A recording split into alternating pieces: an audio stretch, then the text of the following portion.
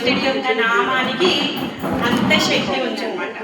అందుకే కలియుగంలో భగవంతుడి యొక్క నామానికి విశేషమైన శక్తి ఉంది. ఎందుకంటే మనం నిన్న చెప్పుకున్నాం కదా, తపస్సు చేయలేము, యజ్ఞం చేయలేము, గొప్ప గొప్ప విగ్రహారాధన చేయగలుగుతామా అంటే మనకి శుచి శుభ్రత అంత లేదండి. చెప్పులు వేసుకునేటప్పుడు చెప్పులు ముట్టుకొని చేయగలుగుకోవడం మర్చిపోతాం కదా, గుర్తుకు కూడా ఉండదు. చెప్పులు వేసుకొని మనము చేయితో పట్టుకున్నాము అన్న విషయాన్ని మనం మర్చిపోతాం. నోట్లో చేయి పెట్టేసుకుంటాం, కడుక్కోవడం అనే విషయం మనం మర్చిపోతాం. ఎందుకంటే కలియుగంలో ఉన్న వాళ్ళకి లోపం అది, మతి వరకు. మనం అనుకుంటున్నాము చాలా తెలివైన వాళ్ళము అని చెప్పేసి, కానీ ఏసీ రూమ్లో ఉన్నాం అనుకోండి ఏమవుతుంది, చల్లగా ఉంటుంది కదా. హీటర్ రూమ్లో ఉన్నాం అనుకోండి వేడిగా ఉంటుంది. మరి కలియుగంలో ఉంటే ఎలా ఉంటాము? కలియుగంలో ఉంటే మతి మరుపుతో ఉంటాము, మోసపోతూ ఉంటాము, మోసం చేస్తూ ఉంటాము. అవకాశం దొరికితే చాలు మోసం చేస్తాం, ఇంకా మోసపోతాం కూడా. ఇంకా చాలా చిన్న ఆయుష్ ఉంది మనకి. ఎంత తక్కువ ఆయుష్ అంటే కేవలం 100 సంవత్సరాలు మాత్రమే. అదే సత్యయుగంలో చూసుకుంటే 1,00,000 సంవత్సరాలు బ్రతికేవాళ్ళు. త్రేతాయుగంలో చూసుకుంటే 10,000 సంవత్సరాలు బ్రతికేవాళ్ళు. ద్వాపర యుగంలో చూసుకుంటే 1000 సంవత్సరాలు బ్రతికేవాళ్ళు. మరి మనము 100 సంవత్సరాలు ఎవరుంటున్నారో కూడా తెలియదు కదా. అంటే మన యొక్క ఆయుష్ కూడా రోజుకి రోజుకి తగ్గిపోతూ ఉందన్నమాట. అందుకే మనకి భగవంతుడు కరుణతో ఈ హరినామాన్ని ఇచ్చాడన్నమాట. ఈ హరినామము ఎంత మధురంగా ఉంటుంది అంటే మీరు ఎంతసేపు తీసుకున్నా కానీ బోర్ అవ్వరండి. ఇప్పుడు మీరు లాస్ట్ 1 అవర్ నుంచి హరినామం చేస్తున్నారు, ఎవరికైనా బోర్ కొట్టిందా? కదా, ఎవరికి కూడా బోర్ కొట్టట్లేదు. కానీ వేరే ఏదైనా విషయాల గురించి మాట్లాడితే కానీ, వేరే ఏదైనా పేర్లను పిలిస్తే కానీ మీకు బోర్ కొట్టేస్తుంది. గంట సేపు మీరు ఒకే పేరుని పిలవలేరు, వినలేరు కూడా. కానీ భగవంతుడి యొక్క నామాన్ని గంట సేపు కాదు, ఎంతసేపు అయినా మీరు వినగలుగుతారు, పలకగలుగుతారు అన్నమాట. ఎందుకు? భగవంతుడి యొక్క నామానికి భేదం లేదు. భగవంతుడు ఎంత మధురమైన వాడో భగవంతుడి యొక్క నామం కూడా అంత మధురమైందన్నమాట. అందుకే మనం ఇంతసేపు అయినా కూడా కొంచెం కూడా అలసిపోలేదు, మనకి ఇంకా ఉత్సాహం పెరిగింది. భగవంతుడి యొక్క నామ రూపంలో మనం ఆ కృపని పొందుతూ ఉన్నామన్నమాట. అది. సో అందరికీ యమునోత్రి ధామానికి స్వాగతం. మీ అందరూ మనం గత 12 రోజుల నుంచి 10 రోజుల నుంచి ప్రయాణం చేస్తున్నాం. బద్రీనాథ్, కేదార్నాథ్, గంగోత్రి, యమునోత్రి అన్ని దర్శనాలు. అంటే మెయిన్ ఏదైతే మనం ఉత్తరాఖండ్ చార్ధామ్ అని అనుకుంటామో ఈ 4 చార్ధామాలు ఈ రోజుతో కంప్లీట్ అయిపోయాయి. ప్రభుజీ మీరు కంగారు పడకండి, మీరు పైకి వెళ్ళకున్నా కానీ మీరు ఈ క్షేత్రానికి వచ్చారు. యమునమ్మకి తెలుసు, భగవంతుడికి తెలుసు. ఆయన కోసం ఆయన పిల్లలు ఎంతగా కష్టపడుతున్నారో తండ్రికి తెలుసు కదా. తండ్రి పాకెట్ మనీలో నుంచే పిల్లోడు చాక్లెట్ కొని బర్త్డే విషెస్ చెప్తాడు. పిల్లోడి దగ్గర ఏమి డబ్బులు ఉండవు కదా, కానీ తండ్రి ఎంత సంతోషపడతాడు. ఓయ్ నా కొడుకు నా బర్త్డే గుర్తు పెట్టుకొని తను సర్ప్రైజ్గా నాకు చాక్లెట్ ఇచ్చాడని చాలా హ్యాపీ ఫీల్ అవుతాడు కదా. అంటే తన శక్తానుసారంగా తను తన లిమిట్స్ ఏదైతే ఉందో తను చూస్తాడు. ఇప్పుడు తండ్రి మీద అంత చాక్లెట్ ఎప్పుడు చూడలేడా? లేకపోతే అది పెద్ద సర్ప్రైజా? కాదు కదా. కాకపోతే అది ప్రేమ, అనురాగం. అలానే భగవంతుడు మనం చేసేటటువంటి ప్రయత్నాన్ని చూస్తాడు. మనము ఇప్పుడు గుడి దగ్గరికి వెళ్ళి భగవంతుడి యొక్క దర్శనం చేసుకుంటేనే చేసుకున్నట్టు కాదు. మీరు ఇక్కడికి వచ్చారు, మీ యొక్క ప్రయత్నాన్ని భగవంతుడు చూస్తాడు. దర్శనము అంటే ఏంటంట?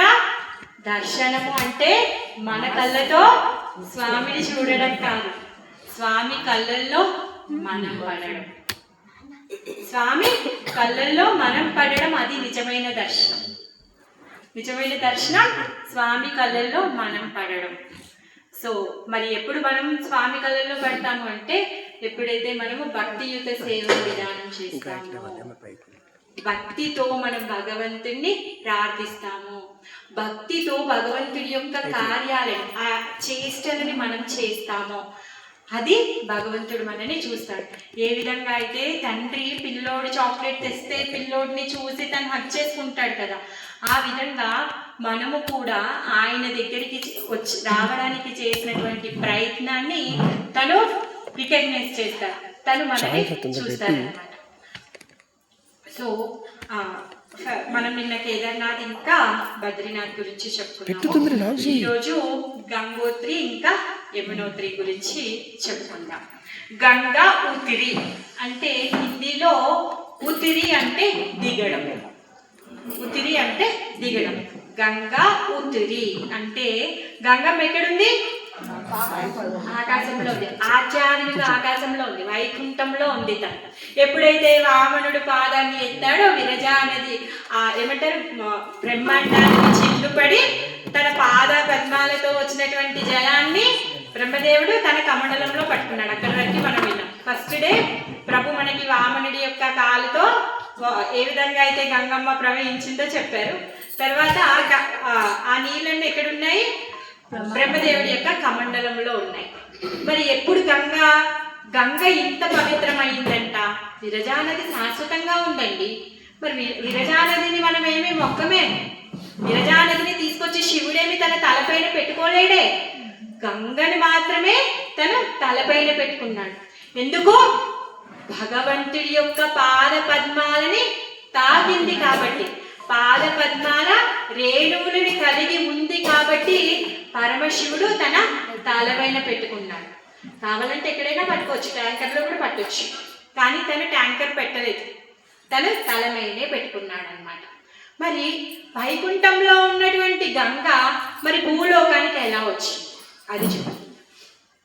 తను అక్కడ ఉంటుంది కదా. అయితే శ్రీరామచంద్రుల వారు ఎప్పుడైతే విశ్వామిత్రుడితో తను తాటకి విశ్వామిత్రుడు ఎవరిని చంపడానికి వెళ్ళి తాటకి కాపాడు. అయ్యో ఫస్ట్ రాక్షసిని నేను మర్చిపోయాను, మీరందరూ మర్చిపోయాను. గంగమ్మ ఊళ్ళో ఉండి సరే ఎప్పుడైతే విశ్వామిత్రుడితో ప్రయాణం చేస్తూ ఉన్నాడో అప్పుడు ప్రతిరోజు కూడా ప్రతి ఒక్క కథ అడుగుతూ ఉండేవాడు అనమాట. అప్పుడు తను గంగా ప్రవాహం గుండా తను ప్రయాణిస్తూ ఉన్నారనమాట. ఒక రోజు నైట్ తను అక్కడ ఆల్చేసినప్పుడు నీటి ప్రవాహం యొక్క శబ్దం వినిపిస్తుంది అనమాట. అప్పుడు శ్రీరామచంద్రుల వారు విశ్వామిత్రుడిని అడుగుతారనమాట, మనం ఎక్కడైనా నది తటంలో ఉన్నామా, అసలు ఈ నది ఇక్కడ ఎలా పారుతోంది, ఏ సంగతి, దీని యొక్క మహిమ ఏంటి అని చెప్పేసి శ్రీరాముడు అడుగుతాడు అనమాట. అప్పుడు విశ్వామిత్రుల వారు ఆ గంగమ్మ ఏ విధంగా ఈ భూమి మీదకి చేరిందో ఆ కథని చెప్తారు. మీ అందరికీ తెలుసు, కాకపోతే మనం ఈ ప్రదేశంలో ఉన్నాం కాబట్టి ఒకసారి జ్ఞాపకం చేసుకుందాం. అలా ఎందుకంటే ఈ శ్రీరామచంద్రుల వారి యొక్క వంశంలో చూసుకుంటే పూర్వంలో సగర మహారాజు అనే ఒక మహారాజు ఉండేవారు. సగర మహారాజుకి ఇద్దరు భార్యలు. సగర మహారాజుకు ఉన్నటువంటి ఇద్దరు భార్యల్లో ఒక భార్యకి అసమంజసుడు అనే ఒక పుత్రుడు ఉన్నాడు, ఇంకొక భార్యకి 60,000 సగర పుత్రులు ఉన్నారు. ఆయన యొక్క సంతానము 60,001. అయితే తను అశ్వమేధ యాగాన్ని చేస్తూ ఉన్నాడు అన్నమాట. అశ్వమేధ యాగం చేస్తూ ఉంటే ఆ అశ్వము వెళ్ళిపోయింది అక్కడి నుంచి. ఎవరు దొంగలిచ్చారా లేకపోతే అది వెళ్ళిపోయిందా, మరి దాన్ని ఎవరు అడ్డుకున్నారా విషయము తెలియదు. అయితే అశ్వమేధ యాగం చేసేటప్పుడు ఆ అశ్వాన్ని తిరిగి తీసుకొని రావడం కోసం గాను సగర మహారాజు పుత్రులని ఆదేశించారు. ఆదేశిస్తే ఈ 60,000 పుత్రులు ఆ అశ్వాన్ని వెతకడం కోసంగానే వెళ్తూ ఉన్నారనమాట. మరి వాళ్ళు ఎక్కడెక్కడ వెతికారంట? మొత్తం భూమండలం అంతా కూడా వెతికారంట. సముద్రాన్ని వెతికారు, సముద్రాన్ని వాళ్ళు తవ్వేశారు. అశ్వము దొరకకపోతే మొత్తము అష్టదిక్కుల్లో వెతికేశారు. వెతికి ఈ భూమండలంలో లోపలికి వెళ్ళి ఆదిశేషు వరకు వెళ్ళారంట. ఆదిశేషు తన పడగ పైన ఈ భూమండలం అంతా కూడా మోస్తూ ఉంటారు. అక్కడ గజ అశ్వాలు ఉంటాయి, అష్టదిక్కుల్లో అశ్వాలు ఉంటాయి. ఆ అశ్వాల దగ్గరికి ఐరావతాలు ఉంటాయి. ఆ ఐరావతాల దగ్గరికి వెళ్ళారు. అక్కడ కూడా అశ్వము కనిపించలేదు. ఇంకా అశ్వం ఎక్కడుంది అని చెప్పేసి భూమిని తవ్వేశారంట. తవ్వేసి సముద్రాన్నే చేశారు, పెద్ద ఆగాధాన్ని చేసేసారనమాట. సముద్రాలే ఏర్పడినాయి. ఆ విధంగా వాళ్ళు వెతుకుతూ కపిల భగవానుడు ఎక్కడైతే ధ్యానం చేస్తూ ఉన్నారో అక్కడికి చేరుకున్నారనమాట. ఆ కపిల ఆశ్రమంలో ఈ అశ్వము ఉంది, కానీ కపిల భగవానుడికి అశ్వానికి ఏమీ సంబంధమే లేదు. అశ్వము వెళ్ళి అక్కడ ఉంది అంతే. సో అక్కడికి వెళ్ళినటువంటి సగర పుత్రులు అందరూ కూడా అక్కడ ఉన్నటువంటి అశ్వాన్ని చూసి కపిల భగవానుడే తెచ్చుంటాడు, ఆయనే దాపెట్టుంటాడు అని వాళ్ళు అనుమానపడి వాళ్ళ ప్రవర్తన అంటే ఆ కపిల భగవానుడి పట్ల వాళ్ళ ప్రవర్తన అపరాధపరంగా వాళ్ళు చేస్తారనమాట. ఆ విధంగా వాళ్ళ అపరాధం చేసేటప్పుడు కపిల భగవానుడు అతని ధ్యానంలో నుంచి కళ్ళు తెరిచి చూడగానే మొత్తం 60,000 పుత్రులు భస్మమైపోతారు. 60,000 పుత్రులు భస్మం అంటే ఇంత అంతా కాదు, గొప్ప భస్మ రాసులే తయారయ్యాయంట. అంత పెద్ద భస్మ రాసులే. అదేంటండి, భగవానుడు ఎంత కరుణామయుడండి. ఎవరైనా వచ్చి ఇలా అపరాధం చేస్తే, ఇలా మాట్లాడితే భస్మం చేసేస్తాడా? మీకు డౌట్ రావాలి కదా, అడగండి. భగవంతుడు నామరూపంలో ఉండి నామం పలుకుతేనే ఆయన కృపణిస్తున్నాడే. రామచంద్రుడు ఎంత కరుణామయుడు అంటే హరాం అంటే తిట్టడం. హరాం అంటే కూడా హరాంలో రామ అనే పదాన్ని తీసుకొని తను కాపాడుతాడట. మరి అంత దయామయుడు ఎలా కంటి చూపుతో 60,000 మందిని భస్మం చేసేసాడు? శ్రీరామచంద్రుడు ఎప్పుడు విల్లు పట్టుకొని ఉంటాడండి కదా. మీరు ఎప్పుడు రాముడి యొక్క దర్శనం చేసుకుంటే తన చేతిలో ఏముంటుంది? విల్లు సిద్ధంగా ఉంటుంది. ఎందుకు తెలుసా? ఎవరైతే నన్ను పిలుస్తారో వాళ్ళని కాపాడడానికి తత్పరంగా ఆ బాణాన్ని ఎక్కుపెట్టి తత్పరంగా ఉంటారన్నమాట. మరి అలాంటి కరుణామయుడే కపిల భగవానికి కూడా శక్తావేశ అవతారమే. మరి అలాంటి కరుణామయుడు ఈ 60,000 మందిని ఎందుకు ఇలా భస్మం చేసేశాడు? ఎందుకు భస్మం చేసేశాడు అంటే వాళ్ళు చేసేటటువంటి అపరాధం ఏదైతే ఉందో ఆ అపరాధం ఇంకా ఎక్కువైతే వాళ్ళకి అధోగతికి వెళ్ళిపోతారు. వాళ్ళు మళ్ళీ ఉన్నతమైనటువంటి జన్మని పొందలేరు, ఉత్తమమైనటువంటి స్థానాన్ని వాళ్ళు పొందలేరు. అందుకని చెప్పేసి అది పనిష్మెంట్ కాదు, అది వరము. ఇప్పుడు ఎవరైనా తప్పు చేశారండి, తప్పు చేస్తే గవర్నమెంట్ ఏం చేస్తుంది? ఉరి శిక్ష వేస్తుంది. అది వాళ్ళకి మంచా చెడా? కదా, మంచే కదా. అంటే మళ్ళీ అతను ఇంకో పాపం చేయకుండా తనని రక్షిస్తుంది. ఉరి శిక్ష వేస్తుంది అంటే కారణం ఏంటి? ఆ జీవి పట్ల దయ లేకుండా నిర్దయంగా తనని చంపేస్తున్నారని అర్థమా? కాదు, అది చేసేటటువంటి పాపాన్ని ఆపేసి తనని కాపాడుతుంది. ఎందుకంట, లేకపోతే తను చేసేటటువంటి పాపం ఎక్కువైపోయి తను అధోగతి పాలవుతాడు, ఇంకా పుట్టుగతులే ఉండవు అంటాం కదా. తనకి ఇంకా ఉత్తమమైన జన్మనే పొందలేడు. అందుకోసం గాను తను చేసినటువంటి అపరాధానికి శిక్షిస్తారనమాట. అలానే సాక్షాత్ దేవదేవుడైనటువంటి కపిల భగవానుని పట్ల వీళ్ళు అపరాధం చేశారు కాబట్టి వాళ్ళు ఆగడం లేదు. ఇంకా వాళ్ళకి చెప్పే వాళ్ళు కూడా అక్కడ ఎవరూ లేరు. వాళ్ళు ఎందుకంటే వాళ్ళు అదే ఆలోచిస్తున్నారు, తను దొంగలించాడు అని చెప్పేసి. వాళ్ళ అపరాధంతో వాళ్ళు అధోగతి పాలైపోతారు, వాళ్ళకి ఉన్నతమైనటువంటి స్థానాన్ని వాళ్ళు కోల్పోతారు అని చెప్పేసి కపిల భగవానుడు వాళ్ళందరినీ కూడా భస్మం చేసేసాడు అనమాట. మరి వీళ్ళందరూ ఇక్కడ భస్మం అయిపోయారు. వాళ్ళ నాన్నగారికి ఎలా ఏం తెలుస్తుంది? అయ్యో, 60,000 మంది పుత్రులు అశ్వపు జాడని కనుక్కోమని చెప్పేసి పంపిస్తే ఇంకా తిరిగి రాలే, ఎంత చూసినా తిరిగి రాకపోయేసరికి అసమంజసుడిని పంపిస్తే అసమంజసుడు అంతా తిరిగిన తర్వాత చివరి ఆఖరికి కపిల ముని ఆశ్రమానికి చేరుకున్నాడు. చూస్తే అక్కడ అశ్వం ఉంది. ఇతను కపిల భగవానుని ప్రార్థిస్తాడు, స్వామి, నేను ఈ విధంగా ఈ అశ్వాన్ని వెతుకుతూ వచ్చాను.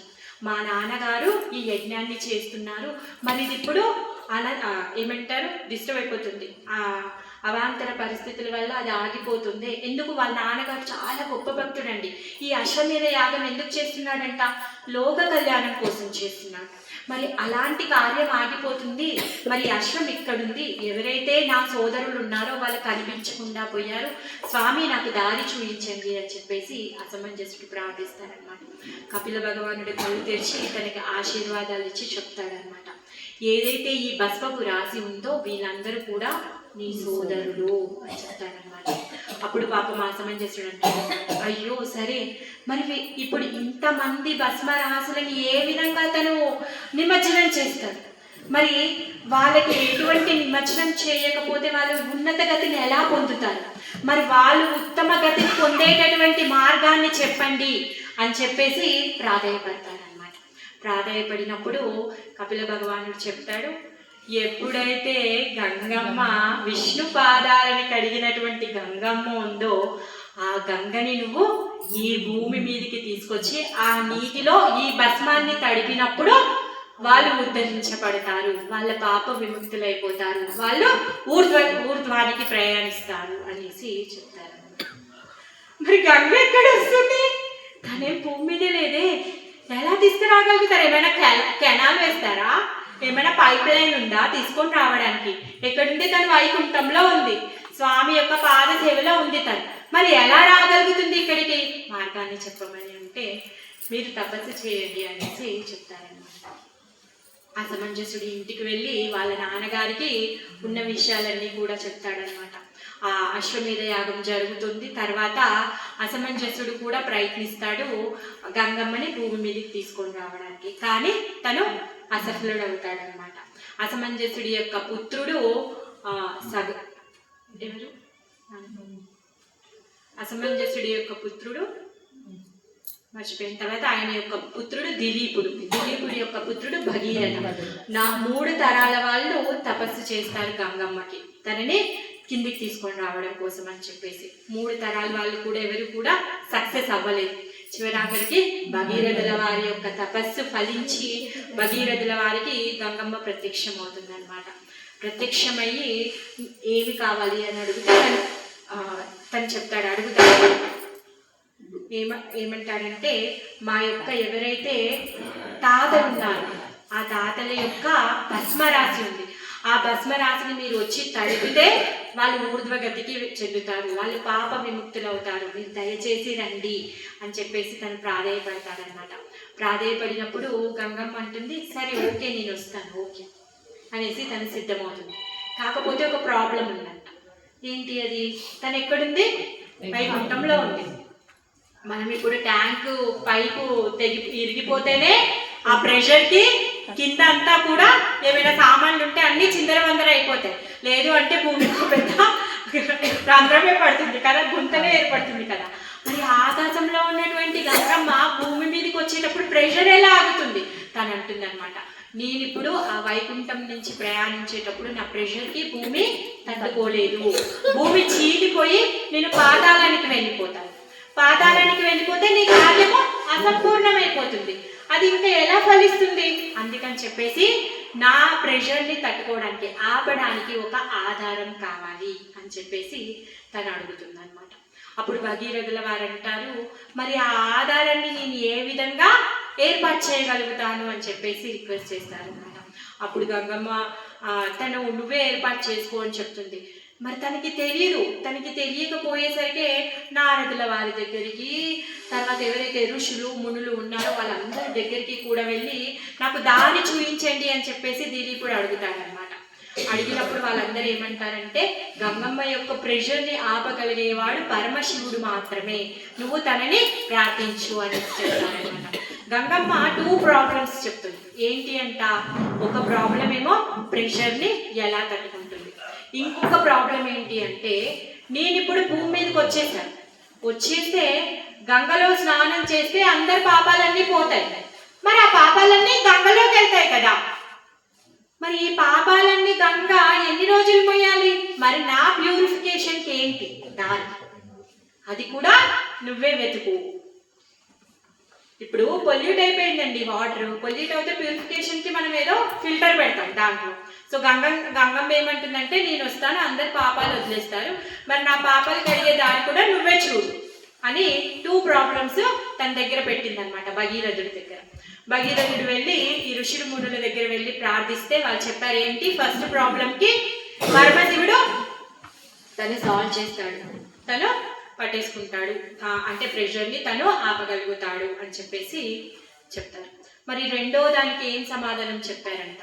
ఏం సమాధానం చెప్పారు అంటే, ఎవరైతే పరమ భక్తులు ఉన్నారో, ఎవరైతే సాధువులు ఉన్నారో, ఎలాంటి సాధువులంట, భగవంతుడి యొక్క భక్తే వాళ్ళకి ప్రాణము, ధనము, మానము. భగవంతుడి యొక్క భక్తి తప్పితే అన్యమైంది వాళ్ళు ఏది కూడా కోరుకోరు. అలాంటి అన్యాభిలాషితమైనటువంటి భక్తి చేసేటటువంటి భక్తులు ఎవరైతే ఉంటారో వాళ్ళు గంగలో స్నానం చేసినప్పుడు గంగమ్మలో ఉన్నటువంటి మలినాలన్నీ కూడా పోతాయంట. అందుకని పెద్దవాళ్ళు ఏం చెప్తారు, ఎప్పుడైనా తీర్థయాత్రలకు వెళ్ళినప్పుడు సాధు పురుషులతో భక్తులతో వెళ్ళాలి అని చెప్తారు. ఎందుకంటే భక్తుడు అనేవాడు గంగమ్మ ఎంత పవిత్రమైందో, గంగలో స్నానం చేస్తే మన మలినాలన్నీ ఏ విధంగా అయితే దూరం అయిపోతాయో, అలానే భగవంతుడి యొక్క భక్తుడు ఎవరైతే ఉన్నారో ఆయన సాంగత్యంలో మన యొక్క పాపాలన్నీ కూడా పోతాయి అన్నమాట. మీరందరూ చాలా అదృష్టవంతులు, ఎందుకంటే ప్రభుజీతో వచ్చారు. ప్రభుజీ లాంటి ఉత్తమమైనటువంటి భక్తులతో మీరు ఈ చార్ధామ్ యాత్రని చేయడానికి వచ్చారు. రామలక్ష్మణ్ ప్రభుజీ, రామలక్ష్మణ్ ప్రభుజీ. సో ఇలాంటి మహదవకాశాన్ని మీరు పొందారు. మీరు చాలా అదృష్టవంతులు. ఎంతో మంది వస్తారండి చార్ధామ్కి. మీరు చూడండి, ఇప్పుడు ఎన్నో బస్సులు ఉన్నాయి, కానీ ఎవరికైనా అంత అదృష్టం ఉందా అలాంటి ఉత్తమమైన భక్తులతో ప్రయాణం చేసేది? ఎంతో మంది టూరిజంలో టికెట్స్ బుక్ చేసేసుకుంటారు, వచ్చేస్తారు, కానీ వాళ్ళకి భగవంతుడి యొక్క కృప గురించి వినగలిగే అవకాశం వాళ్ళకి లేదు. మీకుంది. మీకేంటి డబల్ ఏమంటారు అదృష్టం అన్నమాట. ఇంకా ఎక్కువగా లాభాన్ని మీరు పొందుతున్నారు. స్వయంగా గంగమ్మ ఇది చెప్తోంది, తను అగ్రి అవుతోంది. ఎప్పుడైతే ఈ సాధు పురుషులు ఎవరైతే ఉత్తమ భక్తులు ఉన్నారో ఈ భక్తులు వచ్చి స్నానం చేసినప్పుడు తను ప్యూరిఫై అవుతుందని తను నమ్మింది. అందుకే తను ఆకాశం నుంచి కిందికి వచ్చిందనమాట. మరి భగీరథుడు వారు వెళ్ళారు, పరమశివుడికి తపస్సు చేశారు. చూసారా ఎంత స్ట్రగల్ చేస్తున్నట్టు. భగవంతుడి యొక్క పాద జలాన్ని భూమి మీదికి తెప్పించడం కోసం కానీ 4 తరాలుగా తపస్సు చేస్తున్నారు. పోనీ గంగమ్మ ఒప్పుకున్నాక మళ్ళీ పరమశివుడికి తపస్సు చేస్తూ ఉన్నాడు. పరమశివుడు కూడా ఆశతో చెప్పుకున్నాను కదా, తను అగ్రి అవుతాడనమాట. అగ్రి అయిన తర్వాత వెళ్ళి గంగమ్మకి చెప్తాడనమాట. అప్పుడు గంగమ్మకి ఒక చిన్న డౌట్ వస్తుంది అనమాట. నేను ఎక్కడి నుంచి వస్తున్నాను? మేరు పర్వతం నుంచి నేను ప్రవహించబోతూ ఉన్నాను. మరి నా తాకిడి శివుడు ఎలా తట్టుకోగలుగుతాడు, తను ఎలా ఆపగలుగుతాడు అని తనకు ఒక చిన్న సందేహం వచ్చిందనమాట. ఆ సందేహము శివుడికి తెలిసింది. తను ఎప్పుడైతే మీరు చూసే ఉంటారు సీరియల్లో కూడా, తన జటాజూటంలో గంగమ్మని బంధించేస్తాడు. పాపమని ఇంత కష్టపడ్డాడు గంగని భూమి మీదకి తీసుకుంటాడండి. గంగమ్మ తీరా వెళ్ళి ఎక్కడ కూర్చుంది? శివుడి యొక్క జటలో కూర్చొని ఉంది. మళ్ళీ ప్రార్థన మొదలు పెట్టాడు. హే గంగే, హే మాతే, ప్లీజ్ రామ్మా అంటే గంగమ్మ, నేను ఎక్కడ వస్తాను, నాకు అసలు దారే దొరకట్లేదు, నేను ఎక్కడి నుంచి రావాలి అనేసి అంటాడు. అప్పుడు హే శివ నాయన కరుణించు అంటే అప్పుడు తను ఒక చిన్న జటని జరుపుతారనమాట. జరిపి గంగమ్మని ప్రవహింపజేస్తూ ఉంటారనమాట. అయితే భగీరథుల వారు తన రథంలో కూర్చొని ఉంటారు. తన రథం నడిపిస్తూ ఉంటే ఆయన రథంలో ఎక్కడెక్కడికైతే వెళ్తూ ఉంటాడో అక్కడక్కడ గంగమ్మ ప్రవహిస్తూ ఉంటుందన్నమాట. గంగమ్మ ప్రవహిస్తూ సముద్రంలో కలుస్తుంది. ఎందుకు? ఆ సముద్ర తటంలోనే కపిల భగవానుడి యొక్క ఆశ్రమం ఉంది. గంగా ఉతిరి ఇక్కడ గంగా ఆకాశంలో నుంచి ఇక్కడికి దిగి ఈ ఉత్తరాఖండ్ ఈ గంగోత్రి పర్వతం నుంచి తను ఎక్కడికి ప్రయాణిస్తూ వెళ్ళింది? మొత్తం అంతా ప్రయాణిస్తూ భారతదేశం పై నుంచి మొదలుకొని తను కింది వరకు వెస్ట్ బెంగాల్ సముద్రం ఏదైతే ఉందో ఆ సముద్రం వరకు భగీరథుడు వెనుక తను ప్రయాణిస్తూ కపిల మహర్షి యొక్క ఆశ్రమంలో ఉన్నటువంటి ఆ భస్మపు రాసులు ఏవైతే ఉన్నాయో ఆ భస్మపు రాసులని తడిపేస్తుంది అనమాట. ఆ విధంగా తను సముద్రంలోకి కలిసిపోతూ ఉంటుంది అనమాట. ఎప్పుడైతే గంగా నీటిలో ఆ భస్మం అంతా తడిచిపోయిందో వాళ్ళందరూ కూడా పాప విముక్తులైపోతారు. వాళ్ళందరూ కూడా ఊర్ధ్వగచ్చంతి, వాళ్ళు ఇంకా ఊర్ధ్వానికి ప్రయాణిస్తారనమాట. అయితే గంగమ్మ ప్రయాణించేటప్పుడు మధ్యలో జాను ఋషి యొక్క ఆశ్రమం ఉంది. జాను ఋషి ఆశ్రమాన్ని గంగా ప్రవాహం అంతా కొట్టుకొని పోయింది. జాను ఋషి ఏమో అక్కడ కూర్చొని తపస్సు చేస్తూ ఉన్నారనమాట. ఏంటి చూస్తే ఇలా మొత్తము ఆశ్రమం అంతా ఇలా కొట్టుకొని పోతుంది అని చెప్పేసి ఏం చేస్తాడు అంటే ఆ గంగా ప్రవాహాన్ని, గంగా నీళ్ళని అంతా కూడా తాగేస్తాడు. మళ్ళీ భగీరథుడికి పరీక్ష మొదలైంది. అయ్యో స్వామి, నేను ఇంత కష్టపడి పైనుంచి తీసుకొని వస్తే మళ్ళీ మీరు తాగేశారే, నేనే చేయను అనేసి అడుగుతప్పుడు జాను ఋషి అంటాడు, అయ్యో ఎలా మరి, కక్కేశానా నీ పూజకి పనికిరాదు, పోనీ నేను యూరిన్ పాస్ చేశానా పూజకి పనికిరాదు, మరి ఎలా? అందుకని చెప్పేసి జాను ఋషి తన చెవులో నుంచి గంగమ్మనే నీటిని వదులుతాడనమాట. తర్వాత గంగకి పేరు జాహ్నవి అని పేరు వచ్చిందనమాట. ఆ విధంగా గంగమ్మకి ఇంకొక పేరు జాహ్నవి. సో ఆ విధంగా గంగా ఉత్తరీన ఎక్కడైతే దిగిందో ఆ ప్లేస్కి వెళ్ళాము. మనము గంగోత్రిలో గంగమ్మ దర్శనం చేసుకున్నాము. మరి ఎప్పుడైతే భగవంతుడి యొక్క పాద పద్మాల ధూళిని కలిగి ఉంది, ఎందుకు ఆమెకి అంత గొప్పతనం వచ్చిందంట? భగవంతుడి యొక్క పాద పద్మాల ధూళి కలిగి ఉంది. ప్రతి ఒక్క భక్తుడు ఏమనుకుంటాడంట, ఆ ధూళిలో ఒక్క కణం అవ్వాలి అనేసి అనుకుంటాడంట. మరి అలాంటి గొప్ప విశేషం కలిగినటువంటి ఆ గంగమ్మ దర్శనాన్ని మీరందరూ చేసుకున్నారు, మీరందరూ కూడా ఆచరణ చేశారు, స్నానం చేశారు. అలాంటి అదృష్టాన్ని మీరు పొందారు. తర్వాత ఈరోజు జై బలో గంగమ్మయ్యకి. సో ఈరోజు మనము యమునోత్రికి వచ్చాం. యమునోత్రిలో యమునమ్మ దర్శనం చేసుకున్నాం. సో సేమ్ ఏ విధంగా అయితే గంగా ఉత్రి, అలానే ఇది యమునా ఉత్రి. యమునమ్మ తను ఇక్కడ దిగినటువంటి స్థలం. తను కూడా ఇక్కడ ఉండేటటువంటి ఆవిడ కాదు. ఆమె ఎందుకు వచ్చిందంటే ఇక్కడికి మనందరినీ ఉద్ధరించడానికి. గంగమ్మే ఆమె స్నానం చేస్తే పాపాలను తీసేసుకుంటానంటుంది. మరి యమునమ్మ ఇంకా డబుల్ కృప. ఎలా తెలుసా? మీ అందరి వీసాలను క్యాన్సిల్ చేసింది. ఏం వీసా తెలుసా మీ అందరికి? యమలోకం వీసా. ప్రతి ఒక్కరు చనిపోతే యమధర్మరాజు చూడాల్సి వస్తుంది. ఆ వీసాని క్యాన్సిల్ చేసేసింది. ఎవరైతే యమునోత్రికి వచ్చారో వాళ్ళు యమలోకానికి పోవాల్సిన అవసరం లేదంట. అంత గొప్ప కరుణామయి తను. అలాంటి అదృష్టాన్ని ఈరోజు మనం అందరం కూడా పొందామన్నమాట. అలాంటి గొప్ప అదృష్టమైనటువంటి పవిత్రమైనటువంటి పరమ పావన స్థలంలో మనం ఉన్నాం. మరి ఈ యమునమ్మ ఎవరు? ఈ యమునమ్మ సూర్యపుత్రి, సూర్యుడి యొక్క పుత్రిక. అయితే సూర్యుడికి ఇంకా ఇద్దరు కొడుకులు ఉన్నారు. ఎవరు? యమధర్మరాజు, శని. యమధర్మరాజు నల్లగా ఉంటాడు, అలానే యమునమ్మ కూడా నల్లగా ఉంటుంది అనమాట. యమునకి యమధర్మరాజు అంటే చాలా ఇష్టం. యమధర్మరాజుకి కూడా యమున అంటే చాలా ఇష్టం. యము వీళ్ళిద్దరూ అన్నా చెల్లెలు చాలా ప్రాణం అనమాట. ఎంత అల్లారుముద్దుగా పెరుగుతూ ఉన్నారు అంటే ఒకరోజు ఎవరో వచ్చి అడుగుతారంట, నువ్వు ఎవరిని పెళ్లి చేసుకుంటావు అంటే యమునమ్మ అంటుందంట, నేను నల్లటి వాడినే పెళ్లి చేసుకుంటాను అనేసి అంటుందంట. అప్పుడు వాళ్ళ నాన్న వింటాడంట, ఆలోచిస్తున్నాడు, అయ్యి బాబు ఇప్పుడు నేను నల్లటి వాడిని ఎక్కడి నుంచి తీసుకొని రావాలి, నల్లవాడిని ఎక్కడి నుంచి తీసుకొని రావాలి, నల్లవాడంటే యముడే ఉన్నాడు, యముడు తప్పితే ఇంకా నల్లవాడు ఎక్కడ దొరుకుతాడు, ఎక్కడి నుంచి తీసుకొని రావాలని ఆలోచన పడిందంట. అయితే యముడు వచ్చి అడుగుతాడంట, ఎందుకు నువ్వు నల్లవాడు అనేసి అన్నావు, ఇప్పుడు ఎక్కడ వెతకాలి నాన్నగారు అంటే, నాకు అదంతా తెలియదు అన్నయ్య, నల్లవాడే కావాలి నాకు. ఎందుకు అంటే మా అన్నయ్య నల్లగా ఉంటాడు కాబట్టి నాకు నలుకంటే ఇష్టం. అంటే తన అంతా ఇష్టం అనమాట చెల్లికి. చెల్లి అంటే కూడా అన్నకి అంత అనురాగం. అందుకే యమలోకం వీసా క్యాన్సల్ చేస్తాడు.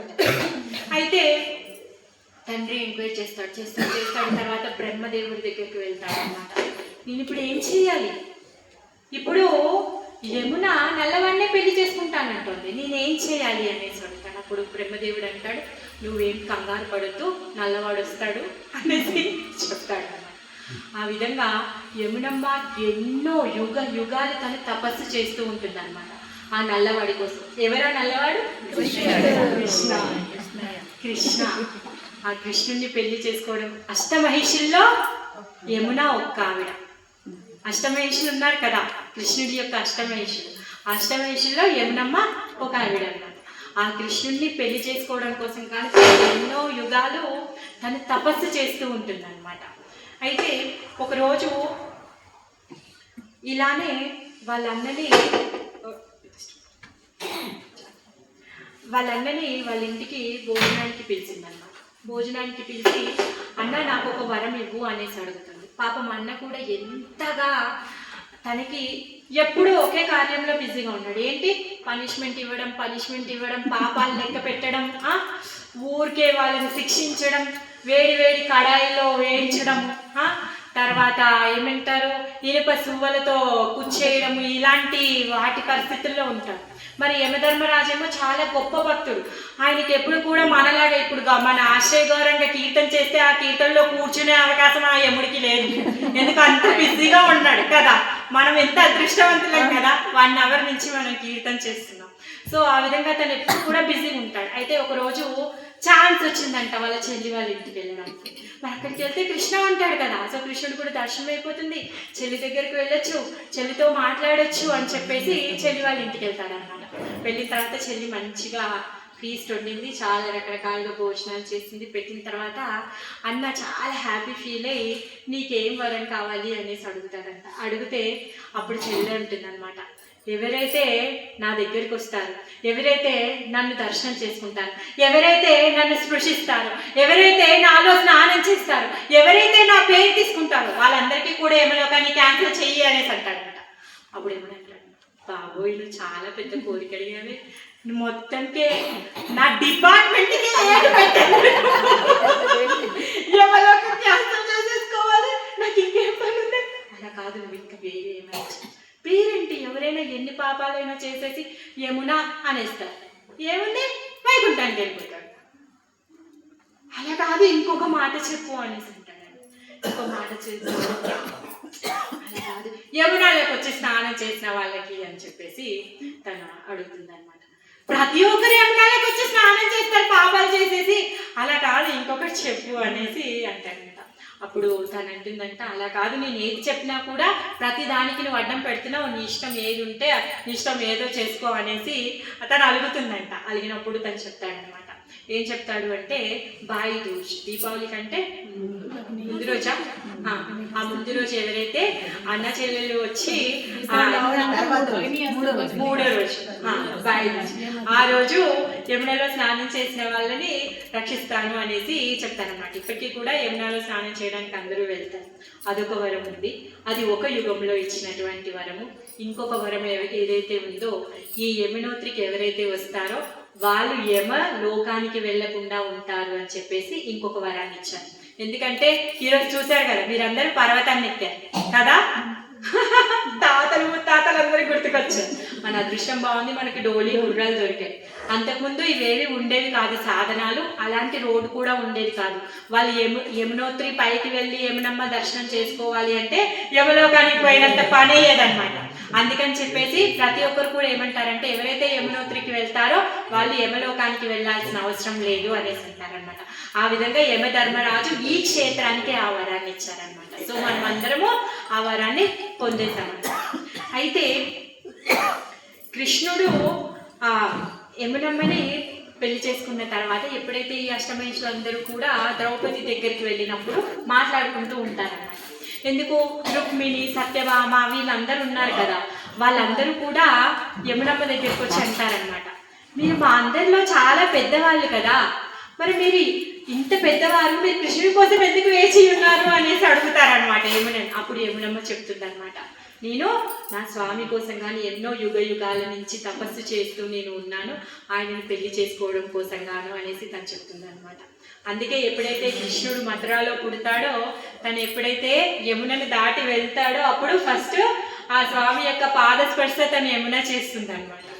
సో మనము ఇప్పటివరకు చెప్పుకున్నటువంటి ఏదైతే మహిమలు ఉన్నాయో, అంటే యమునలో కానీ గంగలో కానీ ఎన్ని మహిమలు ఉన్నాయంటే మనం ఎంత చెప్పుకున్నా కూడా అవి అయిపోవండి. భగవంతుడు ఆ నదులతో అంతగా తను ఆడుకున్నాడు, ఆ ప్లేసుల్లో తను ఆడుకున్నాడు అనమాట. అయితే ఈ యమున ఈ తీరం ఏదైతే ఉందో, ఈ తీరంలో ఉండే వాళ్ళు ప్రతి ఒక్కరు కూడా యమున మీద అంత డిపెండ్ అయి ఉంటారండి. ఇప్పుడు ఇక్కడ చాలా ఊర్లు ఉన్నాయి, కర్సాలి అని, విష్ణుపద అనేసి, తర్వాత ఈ జానకి చెట్టి, ఇవన్నీ ఉన్నాయి కదా. ఈ ఊర్లో ఉన్నటువంటి పెద్దవాళ్ళు ఎవరైతే ఉన్నారో, ఇక్కడ ఏం ఫెసిలిటీస్ ఉన్నాయా? ఏమైనా ఎవరికైనా ఆరోగ్యం బాగాలేకపోతే ఏమైనా గొప్ప హాస్పిటల్ కనిపిస్తుందా మీకు? కనీసం మంచి మెడికల్ షాప్ కూడా ఇక్కడ లేదు, ఉందా? లేదు కదా. పోనీ ఇంత చలిలో ఏమైనా హీటర్స్ ఉన్నాయా వీళ్ళకి? అయినా కానీ వీళ్ళు ఈ ఊరిని మాత్రం వదిలేసి వెళ్ళరు. ఎందుకు తెలుసా? వాళ్ళు ఏమంటారంటే, మేము ఎంతో పుణ్యం చేసుకున్నాం, మాకు ఎంతో అదృష్టవంతులం కాబట్టి ఈ యమునా తటంలో మేము పుట్టాము, మేము చచ్చిపోతే ఈ యమునా తటంలోనే చచ్చిపోవాలి, అంతేకాని ఈ యమునని వదిలేసి వెళ్ళము అనేసి అంటారనమాట. ఎప్పుడైతే ఈ జనవరి 2 months ఉందో నీళ్లు మొత్తం గడ్డగట్టిపోతాయండి. అప్పుడు వాళ్ళు మామూలుగా వాష్రూమ్కి వెళ్ళి కడుక్కోవడానికి కూడా నీళ్లు ఉండవు, అంతగా ఫ్రీజ్ అయిపోతాయి. ఆ 2 నెలలు కూడా వాళ్ళు ఎవరు కూడా ఈ ఊరిని వదిలిపెట్టి వెళ్ళారంట. ఎందుకంటే చచ్చిపోతే ఇక్కడే చచ్చిపోతాం, ఈ యమునని దాటి మేము వెళ్ళి చచ్చిపోము అని చెప్పేసి. వాళ్ళు ఇప్పుడు ఈ సంవత్సరం అంతా ఆ మొద్దులు కర్రలు అవన్నీ కలెక్ట్ చేసుకుంటారు, వాళ్ళు లోపల పెట్టుకొని వేడి చేసుకుంటూ ఉంటారు. నీళ్ళు అవసరం పడ్డప్పుడు ఐస్ ముక్కల్ని తీసుకొచ్చి నీళ్ళు గిన్నెలో వేసుకొని వేడి చేసుకుంటారంట, వాటితో అవసరాలను తీర్చుకుంటారు. ఒక బస్తా ఆలుగడ్డలు వేసుకుంటారంట, అంతే. ఇంట్లో ఆలుగడ్డల్ని ఏదో బియ్యం ఉడికించుకొని తింటారు, అంతే. యమున యమున యమున యమున అదే జపం చేసుకుంటూ ఉంటారు. యమునమ్మ అంటే వాళ్ళందరికీ అంత ప్రాణం, అంత ఇష్టం. ఎందుకంటే యమున ఎంత కరుణామయురాలో వాళ్ళకి తెలుసు కదా. నాన్న కంటే అమ్మ ఇంకెక్కువగా ప్రేమ చేయిస్తుంది కదా, గారాభం ఎక్కువ చేయిస్తుంది. మొబైల్ అడిగితే మొబైల్ ఇచ్చేస్తుంది, పాకెట్ మనీ. నాన్న 100 రూపీస్ అడిగితే అమ్మ ఏం చేస్తుంది, నాన్న తెలియకుండా పోపుల డబ్బాలో నుంచి ఇంకో 100 రూపీస్ యాడ్ చేసిస్తుంది కదా. సో అలా యమునమ్మ కూడా అంత కరుణామయురాలన్నమాట. భగవంతుడి యొక్క ప్రేమని ఇవ్వడానికి తను సిద్ధంగా ఉంది. ఇప్పుడు మనందరికీ యమలోకాన్ని క్యాన్సిల్ చేస్తే తనకి ఏమైనా లాభం వస్తుందా? లేదు కదా. ఎందుకంటే నా పిల్లలందరూ కూడా వైకుంఠాన్ని చేరుకోవాలి అని చెప్పేసి తను తాపత్రయపడుతూ ఉందన్నమాట.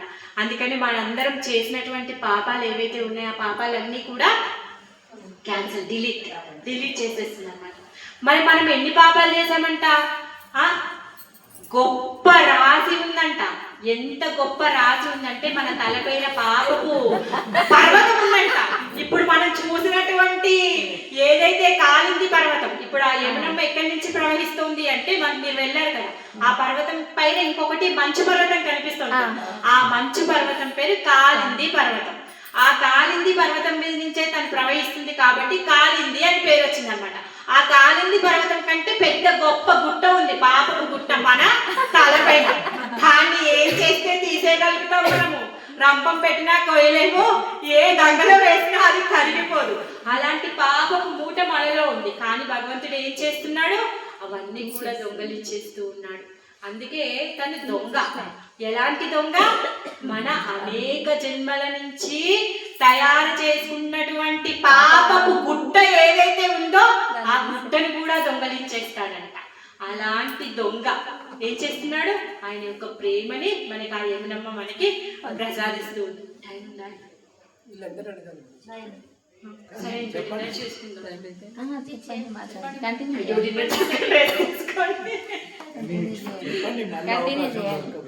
అవకాశం దొరకదు కదా, మళ్ళీ మీ అందరికి లేట్ అవుతుంది.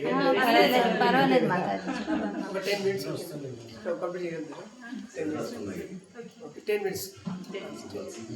అయితే ద్వాపర యుగంలో యమునమ్మ తటంలో కృష్ణుడు ఆవిర్భవించారు. ఎన్ని లీలలు చేశారండి? గోచరణ లీల చేశారు, గోపికలతో ఆడుకున్నారు, గోవర్ధన లీల చేశారు. యమునలో ప్రతిరోజు ఆడుకునేవారు, ప్రతిరోజు స్నానం చేసేవారు. యమునా తటంలోనే ఆయన జీవితం, ఎప్పుడు కూడా యమునా తటంలోనే ఉండేది.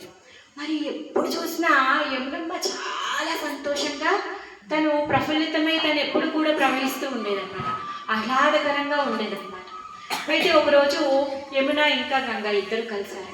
ఇద్దరు కూడా అక్క చెల్లెలు, దివ్యమైన వాళ్ళిద్దరు కలిశారు, మాట్లాడుకుంటూ ఉన్నారనమాట. యమునమ్మ ఎంత సంతోషంగా ఉంది అంటే స్వామి యొక్క లీలల్లో మునిగిపోయి ఉందండి తను, అలా మునిగిపోయింది. అయితే గంగమ్మ తను స్వామి యొక్క సాంగత్యంతో విరహ బాధలో ఉంది తను. అయ్యో నాకెప్పుడు ఇలాంటి అదృష్టం కలుగుతోంది, నేను ఇలాంటి అదృష్టానికి వంచితురాలని అయిపోయానే, యమున పొందినటువంటి అదృష్టం నాకెప్పుడు కలుగుతుంది అని చెప్పేసి బాగా అతను బాధపడుతూ ఉంది, స్వామిని ప్రార్థిస్తూ ఉంది అనమాట. నాకు కూడా ఇలాంటి అదృష్టాన్ని కలిగించు స్వామి అని చెప్పేసి. అందుకే స్వామి కలియుగంలో చైతన్య మహాప్రభు రూపంలో గంగా తటంలో వెస్ట్ బెంగాల్లో నవద్వీపం అనే గ్రామంలో, మీకు తెలుసా అందరికీ, గౌర్నితాయి చూసారా? ఇస్కాన్కి వెళ్ళారా? ఇద్దరు విగ్రహాలు ఉంటాయి చేతులెత్తి కదా, గౌరనితాయ్. వీళ్ళు ఒకరు చైతన్య మహాప్రభు, ఇంకొకరు నిత్యానంద మహాప్రభు. అందుకే కలియుగ అవతారమైనటువంటి ఆ చైతన్య మహాప్రభు గంగా తటంలో తను అవతరించారనమాట. ఏ విధంగా అయితే కృష్ణుడు యమునలో లీలలు చేశాడో ఆ విధంగా గంగలో చైతన్య మహాప్రభు లీలలు చేశారనమాట. ఆ విధంగా గంగమ్మ యొక్క కోరికలన్నింటినీ కూడా తను నెరవేర్చారనమాట. గంగ యొక్క కోరికల్ని నెరవేర్చడం కాదండి, మనందరినీ ఉద్ధరించడానికి వచ్చాడు. ఇప్పుడు ప్రహ్లాదుని వాళ్ళ నాన్న ఎంతగా హింసించాడు, భగవంతుడి యొక్క నామాన్ని తీసుకుంటున్నాడని చెప్పేసి గుట్టల మీద నుంచి పడేశాడు, పాములతో కనిపించాడు, అగ్నిలో వేశాడు, ఏనుగుతో తొక్కించాడు, రాక్షసులతో హింసించాడు, సముద్రంలో వేయించాడు కదా, ఇన్ని రకాలుగా హింసించాడు. అప్పుడు ఏమంటాడు, అసలు ఎందుకు కలిసిపోతలేవురా నువ్వు, ఎక్కడి నుంచి వస్తుందిరా ఈ శక్తి అనేసి అడుగుతాడు. ప్రహ్లాదు నీకు ఎక్కడి నుంచి శక్తి వస్తుందో నాకు అక్కడి నుంచే వస్తుంది నాన్న అనేసి. పాపం హిరణ్యకశిపుడికి ఇంకా పండింది, ఎక్కడున్నాడా నీ స్వామి, ఇక్కడ ఉన్నాడా అంటే ఏం చేశాడు స్వామి, ప్రహ్లాదుని కోసం అని చెప్పేసి స్తంభంలో నుంచి తను నరసింహ అవతారం తీసుకున్నాడు. మరి ఏం చేశాడు, హిరణ్యకశిపుడిని సంహరించేశాడు. రాముడి అవతారంలో రావణాసురుణ్ణి చంపేశాడు కదా. ఇప్పుడు హిరణ్యకశిపుడు చంపడం కోసం నరసింహస్వామి ఆవిర్భవించినప్పుడు అసురులు వేరేలాగా ఉండేవాళ్ళు, భక్తులు వేరేలా ఉండేవాళ్ళు, అసుర సంహారం అయిపోయింది. తర్వాత రాముడి దగ్గరికి వచ్చేసరికి రాముడేమో ఇక్కడ అయోధ్యలో ఉన్నారు, రావణాసురుడేమో లంకలో వేరే దేశంలో ఉన్నాడు. రాముడు వారధి కట్టించి వెళ్ళి రావణాసురుడిని చంపేశాడు కదా. మరి కృష్ణుడి కాలంకి వచ్చేసరికి సేమ్ ఫ్యామిలీ, మేనమామ, కంసుడు, పాండవులు, కౌరవులు, సేమ్ ఫ్యామిలీ. ముందేమో అసురులని భక్తులని కనిపెట్టాలంటే వేరు వేరు లక్షణాలు. అసురులు ఏ విధంగా ఉండేవాళ్ళు, భక్తులు ఏ విధంగా ఉండే. తర్వాత ఒక దేశంలో భక్తులు ఉండేవాళ్ళు, ఎందుకు అయోధ్యలో ఉన్న వాళ్ళందరూ భక్తులు, లంకలో ఉన్న వాళ్ళందరూ రాక్షసులు వేరే దేశంలో. మరి తీరా ద్వాపర యుగానికి వచ్చేసరికి ఒకటే ఫ్యామిలీ, మేనమామ రాక్షసులు, అసుర ప్రవృత్తి. పాండవులు కౌరవులను చూస్తే పాండవులేమో భక్తులు, కౌరవులేమో అసుర ప్రవృత్తి కదా. మరి కలియుగానికి వచ్చేసరికి ఏమైందంట, ఒకటే మనిషి, అసురుడు కూడా మన లోపల ఉన్నాడు, మంచోడు కూడా మన లోపల ఉన్నాడు. మరి స్వామి వచ్చి ఎవరిని చంపాలండి, ఎవరిని చంపాలి? ఇప్పుడు అందరినీ చంపాడనుకో ఇంకా మిగిలే వాళ్ళు ఎవరు కదా. అందుకే స్వామి కలియుగంలో కరుణావతారంలో చైతన్య మహాప్రభు రూపంలో వచ్చారు. తను వచ్చి ఏం చేస్తున్నారు, మన హృదయంలో ఉన్నటువంటి అసుర ప్రవృత్తిని తొలగించేస్తున్నారు. అందుకే తను ఏమీ ఆయుధాన్ని పట్టుకొని రాలేదండి. రాముడి చేతిలో ఎప్పుడు బాణం పట్టుకొని సిద్ధంగా ఉంటాడు. కృష్ణుడు ఆయుధాన్ని పట్టుకోలేదండి, నవ్వు చాలు, నవ్వు చాలు. బృందావనంలో ఉన్నప్పుడు ఎంతమంది రాక్షసులు చంపాడు, ఏమైనా ఆయుధాలను పట్టుకున్నాడా? తను ఏమైనా ఏమీ పట్టుకోలేడు, ఆడుతూ ఆడుతూ చంపేశాడు. ఒక చెంపకుడికి ఇచ్చేసి చంపేశాడు, ఓ మొట్టికాయ పొడిచి చంపేశాడు. తృణావంతుని ఏం చేశాడు, మొట్టికాయ పొడిచి చంపేశాడు కదా. సో ఆ విధంగా తను ఆడుతూ ఆడుతూ చంపేశాడు. మరి నరసింహస్వామి తన యొక్క నఖాలతోనే హిరణ్యకశిపుని చంపేశాడు. మరి ఇప్పుడు కరుణావతారమైనటువంటి చైతన్య మహాప్రభు ఏ ఆయుధాన్ని పట్టుకొని మనం చంపాలి? అందుకే తను ఆయన యొక్క కృపనిచ్చి మన లోపల ఉన్నటువంటి అసుర స్వభావాన్ని తీసేస్తున్నాడు. ఆ కృపని మనం తీసుకోవడానికి సిద్ధంగా ఉండాలి. మరి ఆ కృపని తీసుకోవడానికి ఎప్పుడు సిద్ధమవుతామంట, ఎప్పుడైతే హరే కృష్ణ కృష్ణ కృష్ణ హరే హరే, హరే రామ రామ రామ హరే హరే అని భగవంతుడి యొక్క నామాన్ని జపం చేస్తాము. అప్పుడు మన హృదయము మృదువుగా అవుతుంది, లేకపోతే హార్డ్గా ఉంటుంది, రాయిలాగా ఉంటుంది అనమాట. రాయిలాగా ఉంటే భగవంతుడు ఆయన కరుణని మనం తీసుకోలేం కదా.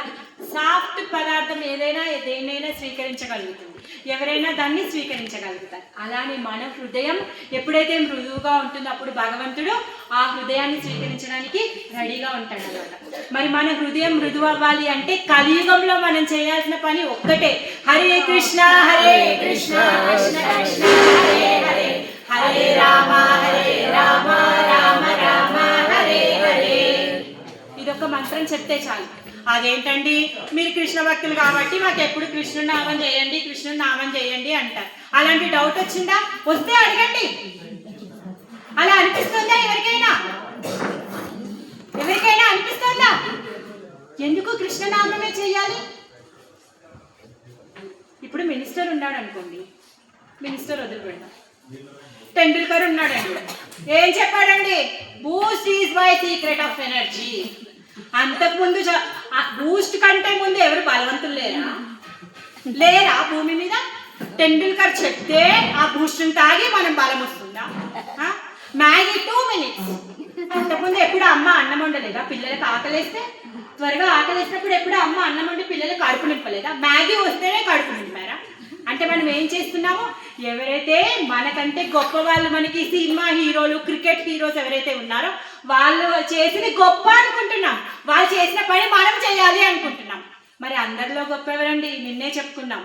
హస్తే క్షమాల ఇది రామతత్వం. పరమశివుడు అందరికంటే గొప్పవాడు. ఆయన ఏం చేస్తున్నాడు? రామనామ జపం చేస్తున్నాడు. అందుకే ఆ పరమశివుడు చేసేటటువంటి పనే మనం చేయాలి. అందుకే మనము కృష్ణనామాన్ని చెప్పాలి. అదేంటండి ఆయన రామనామం చెప్తుంటే మనం కృష్ణనామం చెప్పమంటున్నారేంటి? మళ్ళీ ఇక్కడ భేదం చేశారు మీరు అనిపిస్తుందా? లేదు, రామకి కృష్ణకి ఏమి భేదం లేదు. కలియుగావతారమైనటువంటి శ్రీకృష్ణుడు స్వయంగా తను ఈ మంత్రాన్ని ఇచ్చాడు. అందుకని చెప్పేసి మనం ఈ మంత్రం యొక్క జపాన్ని చేయాలి. ఎప్పుడైతే ఈ మంత్ర జపం చేస్తామో అప్పుడు మన హృదయం మృదువు అవుతుంది. మన జీవిత లక్ష్యం ఏంటి? అమెరికాకు వెళ్ళడం. అఫ్కోర్స్ పెట్టుకోండి, నేను వద్దాను. అమెరికాకు వెళ్ళాలంటే వెళ్ళండి. ఎందుకంటే మనం ఈ శరీరం తీసుకున్నాం కాబట్టి మనం ఈ శరీరాన్ని పోషించుకోవడానికి ధనం కావాలి, ధనాన్ని సంపాదించుకోవాలి, వద్దని చెప్పట్లేదు. కానీ దానికంటే ముఖ్యమైనటువంటి అతి ముఖ్యమైనటువంటి లక్ష్యం ఇంకొకటి, అంతే నారాయణ స్మృతి. మనం చనిపోయేటప్పుడు నారాయణుడి యొక్క నామము మన నోటి నుంచి రావాలి. ఎందుకు రావాలి? నారాయణుడి యొక్క మాట ఎందుకు రావాలి మన నోటి నుంచి? ఎందుకంటే మనం చనిపోయేటప్పుడు బాగా మాంసం తినాలని కోరిక ఉందనుకోండి, వచ్చే జన్మలో కుక్కలాగనో, సింహం లాగనో, పులి లాగనో మాంసం తినే జీవుల్లాగా పుడతాం. అలా కాదు, డబ్బులు అనే లోకంలో మనం చనిపోయామనుకోండి, వచ్చే జన్మలో లంక బిందెల్లో పాములాగా పుడతాం, లేకపోతే తిజోరిలో బొద్దెంకలాగా పుడతాం అనమాట. సో అంటే మళ్ళీ భౌతిక ప్రపంచంలో ఏం చేస్తున్నామో తల్లి గర్భంలోకి వెళ్తున్నాం. తల్లి గర్భం ఏమైనా సేఫా? అదేమైనా 5 star హోటలా? చిచ్చి, టాయిలెట్ అండి. అమ్మ బొజ్జలో ఏముంది? మలమూత్రాలు ఉన్నాయి. మలమూత్రపు రూమ్ లో ఉన్నాము 9 నెలలు. ఎలా ఉన్నాము? ఉల్టా లెక్క ఇచ్చున్నాం. అలాంటి నీచమైన ప్రదేశంలో ఉండడానికి ఎవరైనా ఇష్టపడతారా? కదా, ఎవరైనా సిద్ధపడతారా? అలాంటి రూమ్ ఇస్తే పోండమ్మా పోండి, మీతో వస్తే ఇలాంటి రూమ్ ఇచ్చారని కొట్టి పంపిస్తారు కదా. సో అలాంటి ప్లేస్ వెళ్ళడానికి ఎవరు కూడా సిద్ధపడగలరు. మరి పుట్టిన తర్వాత ఏమైనా సుఖంగా ఉన్నారా? రోగాలండి. ముందంటే 50 సంవత్సరాలు 60 సంవత్సరాలు దాటాక రోగాలు వచ్చాయంట. ఇప్పుడు పుట్టినప్పటి నుంచే రోగాలు వస్తున్నాయంట. తప్పించుకోగలుగుతామా? మందులు వేసుకొని కొంచెంసేపు ఆపగలుగుతాం అంతే. ప్రభు మొత్తంకి నయం అవుతాయా? జలుబు జ్వరాలు దగ్గులు నయం అవుతాయి, వేరే నయం అవుతాయా? అవ్వవు కదా. అంటే మరి జబ్బులతో రోగాలతో బాధపడడం ఇష్టమా అండి? ముసలితనం అండి. ప్రభు ముసలితనం ఎంజాయా? ప్రభుజీకి లిటరల్లీ చెప్తున్నా, కేదార్నాథ్ పైకి తను సొంతంగా నడుచుకుంటూ వెళ్ళి కేదార్నాథ్ దర్శనం చేసుకోవాలని కోరికుండే, కానీ తను ముసలితనం వచ్చేసింది కదా, శరీరం సహకరించదు. అందుకని చెప్పి తను ఆగిపోయారు. అంటే ముసలితనం పొందడం కూడా ఎవరికి ఇష్టం లేదండి. మనం అందుకే ఏం చేస్తున్నాము?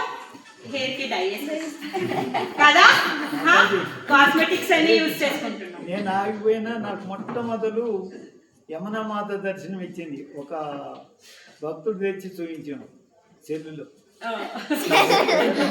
అంతేనా? ఎక్కడ దర్శనం అయ్యింది కదా. సో మనం ఏం చేస్తున్నాము? మనం ముసలి వాళ్ళం అవ్వాలి అనుకోవట్లేదు, అందుకే హెయిర్ డై వేసుకుంటున్నాం, కాస్మెటిక్స్ వేసుకుంటున్నాం, జిమ్కి వెళ్తున్నాం, యంగ్గా కనిపించాలని ట్రై చేస్తూ ఉన్నాం. ముసలితనం కూడా ఇష్టం లేదు. మరి ఇష్టం లేని పొందాల్సింది. పోనీ మృత్యువు, చనిపోవడం ఎవరికైనా ఇష్టమా? ఎవరికి ఇష్టం లేదు కదా. మనందరికీ తెలిసి మనం ఇక్కడి నుంచి వెళ్ళిపోవాలి కంపల్సరీ. పుట్టిన ప్రతి ఒక్కడు వెళ్ళిపోవాలని తెలుసు, కానీ ఎవరికీ చనిపోవాలని ఇష్టం లేదు. మరి ఇలా మనం ఇష్టం లేకుండా ఇష్టం లేని పరిస్థితుల్లో మనం ఉంటున్నాం అంటే ఇక్కడేం సుఖం లేదు. ఉందా మాతాజీ? ఎన్ని కష్టాలు మాతాజీ. పిల్లల్ని పెంచడము, వాళ్ళని దారిలో పెట్టడము, అత్తగారితో వేయడము, భర్తతో సర్దుకోవడము, ఇరుగు పొరుగు, సమాజము, ఆస్తి పాస్తి, పేరు ప్రతిష్ట, ఇవన్నీ కష్టాలు పడడం కోసమా అండి మనం ఇక్కడ మళ్ళీ పుట్టేది? అందుకే ఈ జన్మ జర మృత్యు వ్యాధి ఏవైతే లేవో, ఎప్పుడు మనం ఎందుకు జీవితాంతం కష్టపడుతున్నాం? దేనికి? ఆనందంగా ఉండడానికి. మరి ఆ నిజమైన ఆనందం ఎక్కడ దొరుకుతుందంట? భగవంతుడి యొక్క ధామంలో ఆనందం దొరుకుతుంది. మరి మనం భగవంతుడి యొక్క ధామానికి ఎప్పుడు వెళ్ళగలుగుతామో? ఇప్పుడు చార్ధామ్కి టికెట్ కొనుక్కుంటే చార్ధామ్కి ఎలా అయితే వచ్చామో, మనం భగవంతుడి ధామానికి వెళ్ళాలంటే ఒకటే ఒక టికెట్, హరినామ సంకీర్తన. ఎప్పుడైతే హరినామ సంకీర్తన చేస్తామో చనిపోయేటప్పుడు భగవంతుడి యొక్క నామాన్ని మనము చెప్తాము. అప్పుడు మనం భగవద్ ధామానికి వెళ్తాం. సో అప్పుడు ఈ బాధలన్నీ ఏమి ఉండవు. మనం ఇప్పుడు పొద్దున్న నుంచి రాత్రి వరకు గాఢి కష్టం చేస్తున్నాం సంతోషం పడడానికి. ఆ నిజమైన సంతోషం అక్కడ పొందుతాం అన్నమాట. హరే కృష్ణ. హరే కృష్ణ. అందరికీ చాలా చాలా ధన్యవాదాలు. మీరందరూ కూడా సహకరించినందుకే మన ఈ యాత్ర సంపూర్ణమైంది. కొన్ని లోటుపాట్లు, ఇబ్బందులు అన్నీ ఉంటాయి. మీరందరూ క్షమించి పెద్ద మనస్సుతో మీరందరూ కూడా మమ్మల్ని ఆశీర్వదించాలని ప్రార్థిస్తున్నాను.